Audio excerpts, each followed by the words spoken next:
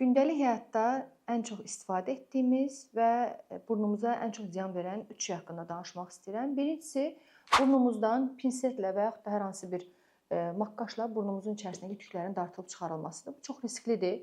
Niyə? Çünki burnumuzun içində yerləşən tükcüklər qoparıldıqda köklərinə infeksiya düşə bilər və bu infeksiya nəticəsində burnumuz iltihapla, hətta nekroza qədər gəlib çıxa bilər. Çox risklidir. İkinci, daimi burun qurdalama. Bu da burnumuz üçün çox ciddi ziyan verə bilər.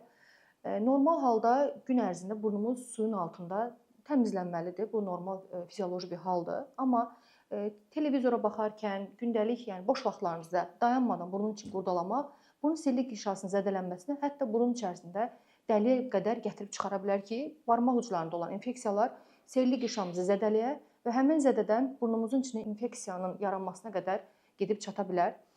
Üçüncüsü isə burnumuza lazımsız burun spreylərinin istifadə olunmasıdır ki, bunlara Atrivin, Nazivin, Naftizin kimi qrip zamanı istifadə olunan burun açıcı spreyləri misal göstərmək olar. Bu spreylər əslində çox xeyirlidirlər, amma lazım miqdarda və lazım müddətdə istifadə olunarsa və həkim tərəfindən təyin olunarsa, bu dərmanların xeyri çoxdur.